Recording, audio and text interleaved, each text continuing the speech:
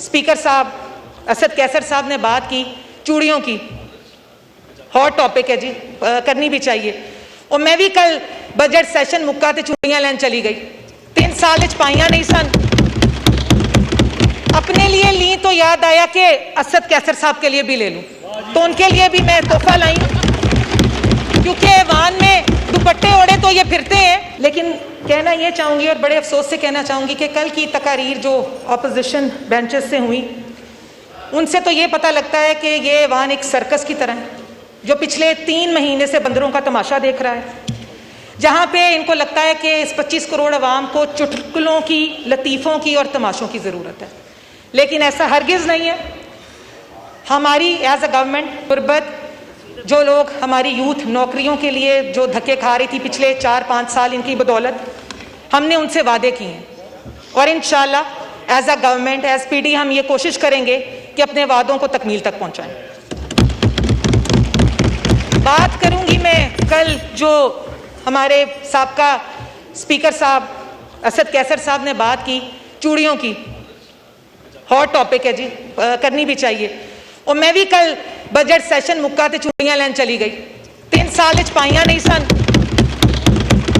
अपने लिए ली तो याद आया कि असद कैसर साहब के लिए भी ले लूं, तो उनके लिए भी मैं तोहफा लाई, क्योंकि ऐवान में दुपट्टे ओढ़े तो ये फिरते हैं।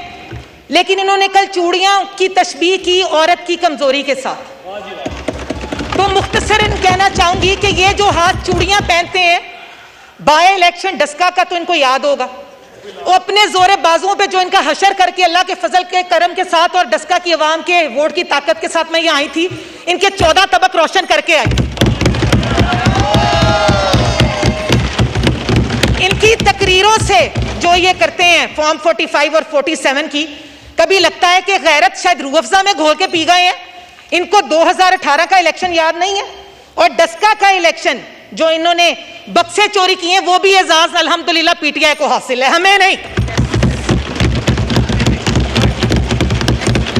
एक खातून एमएनए हूं, तो आज तमाम वो खवातीन जो कि पाकिस्तान में अमली सियासत का हिस्सा रही हैं, वो मोहतरमा फातिमा जिन्ना हो, बेनज़ीर साहिबा हो, तलसूम बीबी हो, मरियम नवाज साहिबा हो और तमाम ऐवानों में मौजूद खवातीन, चाहे वो किसी भी पार्टी से हैं, मैं ये कहना चाहती हूँ कि आप तमाम बहनें, आप तमाम खवातीन इस मुल्क के लिए बाइसे फ़ख्र हैं। और मुझे भी खुशी होती है कि मैं भी जेंडर डिस्क्रिमिनेशन के बावजूद इस ऐवान का हिस्सा हूँ। अब बात करूँगी बजट 2024 की। समझ ये नहीं आती कि इन नासमझों ने, बेअक्लों ने बजट पढ़ा भी है कि नहीं। तकारीर करते हैं, उठते हैं, या तो सामने तमाशा लगा देते हैं या हमें गालियां देते हैं, लेकिन बजट स्पीच पे इनका कोई ना है तो सीरियसनेस थी और ना ही सिवाय कहकों के इनकी तरफ से ऐसा कोई रद्द अमल आता है जिससे हमें भी लगे कि ये पाकिस्तान की अवाम की भलाई चाहते हैं। 9 मई के वाक़े के बाद भी इन्होंने होश के नाखून नहीं लिए।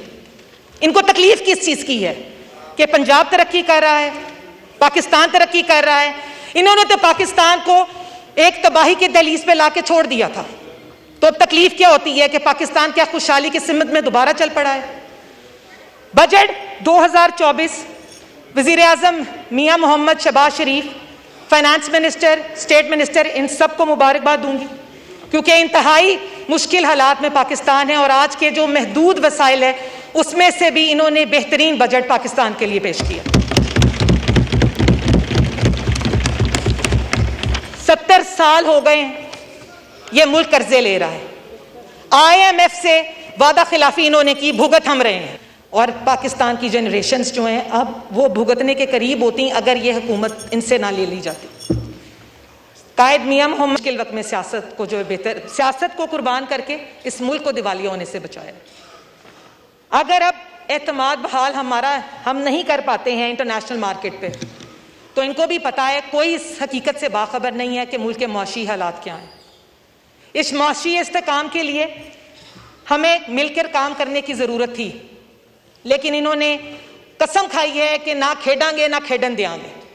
लेकिन ये देखेंगे और इंशाल्लाह यहीं बैठे इस चीज़ की ये मिसालें देते फिरेंगे कि मियां मोहम्मद नवाज शरीफ और उनकी टीम ने पाकिस्तान को तमाम बुहरानों से निकाल लिया।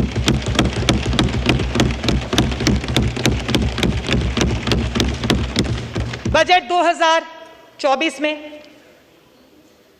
खवातीन के लिए बिस्प में कामयाब और रिकॉर्ड जो है वो इस्तफा फंडिंग की गई है। महदूद वसाइल में डेवलपमेंट को शहबाज साहब ने जो फंड दिया है हम उसके भी उनकी तारीफ करते हैं। आईटी बिजनेस उन्होंने टैक्स फ्री किया है, इसके लिए भी स्टेट जो हमारे फाइनेंस मिनिस्टर हैं वो उनकी तारीफ के काबिल हैं। इसके अलावा यूथ प्रोग्राम्स, हेल्थ के लिए, एजुकेशन के लिए ना सिर्फ फेडरल बल्कि पंजाब में जिस तरह मोहतरमा मरियम नवाज साहिबा काम कर रही हैं वो भी काबिल तहसीन है। इनको तकलीफ किससे है कि 10 साल एक सूबा इन्होंने खैबर पख्तूनख्वा चलाया, उनमें एक काम ये कर नहीं पाए। कोई इनसे एक इनका प्लान पूछ लें, प्रोजेक्ट पूछ लें, ये जवाब नहीं दे पाते। पंजाब में सस्ती रोटी भी की गई है, क्लिनिक्स ऑन व्हील्स भी चलाए गए हैं, उसका कर्जा भी कम किया गया। एक बुजदार था और एक इमरान खान, सिवाय इनके घर बैठने और गूंगा जब ये हो जाते हैं मुल्क की तरक्की की बात पूछें तो इनके पास करने को कुछ नहीं। लेकिन नौजवान नस्ल को वर्गला के पाकिस्तान और फौज के खिलाफ खड़ा इन्होंने जरूर कर दिया।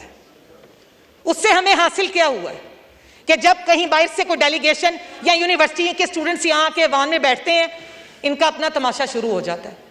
बहादुर ये इतने हैं कि मैं और मेरे साथ साथ जितने लोग इन ट्रेजरी बेंचेस में बैठे हैं, हम अब हुकूमत का हिस्सा नहीं बने, हम अब सियासत का हिस्सा नहीं बने। 50-50 साल से लोग जो हैं यहाँ से सियासत का हिस्सा है, मियां नवाज शरीफ के साथी हैं, और ये उठते हैं, इनके मुंह में जो आता है ये बकते और हमें गालियां देते हैं। लेकिन ये कब तक चलेगा जनाब स्पीकर? किसी की इज्जत ये करना नहीं जानते, वो खातून है या मर्द है। कल जो मस्ती खेल साहब ने यहाँ पे उठ के वाहियात और गुफ्तगू एक नाज़ाबिया की, उसके लिए भरपूर मजम्मत है, और मैं जनाब स्पीकर की भी शुक्रगुजार हूं जिन्होंने उनको पूरे सेशन के लिए सस्पेंड किया। अब बात यह है जनाब स्पीकर कि हमें सिर्फ इस मुल्क का सोचना है, इस 25 करोड़ अवाम का सोचना है, इसमें रहने वाले उन गुरबा का सोचना है, उन खवातीन का सोचना है, उन माजूरों का सोचना है जो कि हमसे उम्मीदें लगाए बैठे हैं। और मुझे पूरी उम्मीद है कि मियां मोहम्मद शहबाज शरीफ और मरियम नवाज साहिबा कायदे पाकिस्तान मियां मोहम्मद शहबाज शरीफ की उस गाइडेंस में इंशाल्लाह वो प्लान जरूर लेके आएंगे जो कि इस मुल्क की खुशहाली का बाइस बनेंगे। आखिर में मैं कुछ अशार अपने मुस्लिम लीग नून के शेरों के लिए और कायद मियां मोहम्मद नवाज शरीफ की नजर करना चाहूंगी, क्योंकि ये फॉर्म 47 के रटू तोते हर वक्त हमें सुनाते ही रहते हैं, कुछ ना कुछ आज ये भी सुने। हजारों मर्तबा गिराया जा चुका हूं, वक्त के हाथों मुसलसल आजमाया जा चुका हूं, जिसके लिए भी रास्ते खोले थे मैंने, लोटों की बात कर रही हूं, हर उस शख्स के रास्ते से हटाया जा चुका हूं। और आलम कुछ यूं हुआ मेरे फना होके फिर से उठने का, ये मैं अपनी पार्टी से चाहूंगी जरा सुन लें गौर से आप भी। और आलम कुछ यूं हुआ मेरे फना होके फिर से उठने का, के बाद हर सिकंदर के लाया जा चुका हूं। शुक्रिया जनाब स्पीकर। शुक्रिया।